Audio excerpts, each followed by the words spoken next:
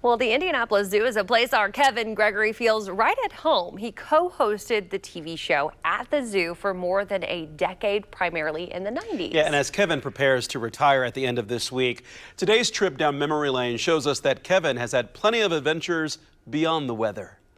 We traveled nearly 8,000 miles to Africa with the hope of seeing a lot, but a guarantee of seeing nothing.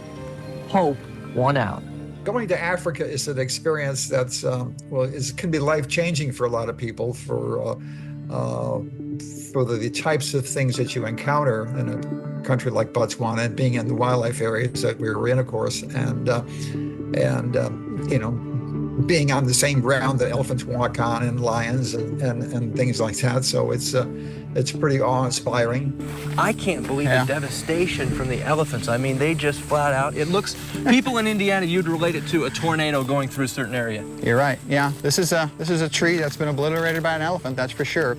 I think Kevin's appreciation of nature and his being open to the wonders and beauties of that, and some things that might even be a little scary at times.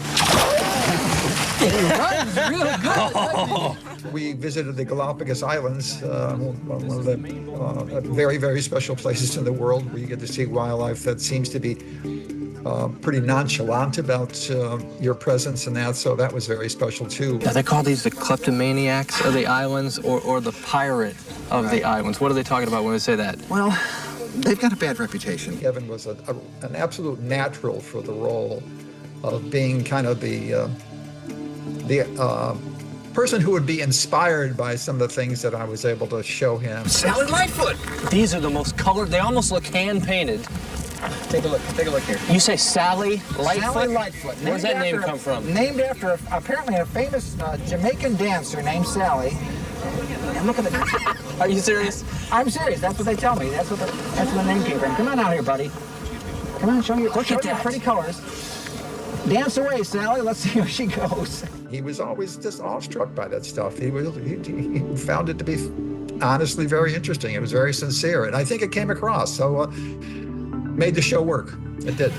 Beautiful eyes, beautiful head, Bill. Look at that. I would call it his boy-like one. Of course, he was kind of like a boy back then, too. I mean, I think Kevin was probably in his 20s. I was probably pushing 40.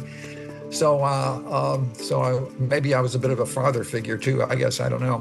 The hardest thing to do is keep you in the boat. You wanted to get out of the boat a couple times. The monitor lizard. Were you surprised to see a monitor lizard? I was surprised to see a monitor lizard that would allow us to get that close to it. To be able to predict what animals are going to do is not always possible to be very accurate about. And so, but Kevin had a special way about him. Do me a favor, take off your hat, you're shading me.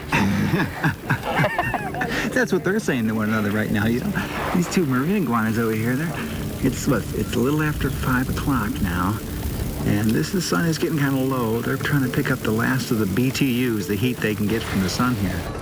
He wasn't good at remembering lions. You know, he couldn't, you know, it was just something, it had to be off the cuff. If I get up in there, they'll either think I'm a woodpecker or somebody that, you're gonna let me handle? Okay.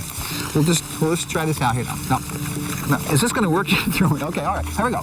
But I think that made it work because it always seemed natural, always seemed very conversational. The show wasn't something that was going to in any way use animals for the purpose of television. It was the other way around. We were using television for the purpose of the animals, and that's the way it should have been. So, and Kevin was all about that. Wow, what an experience, Kevin.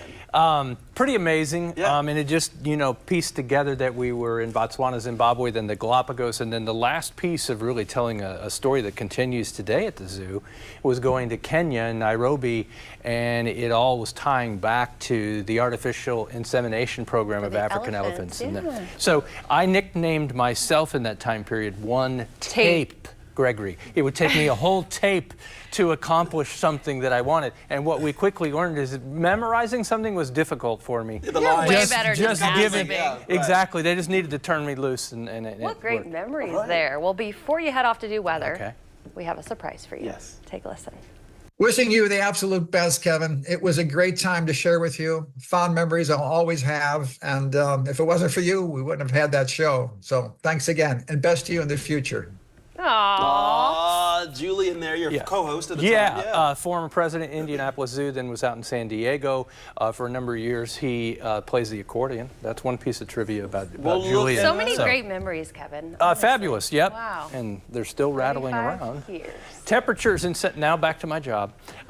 Central Indiana clear with temperatures very comfortable, upper 50s generally speaking, but there's a 60 in Shelbyville.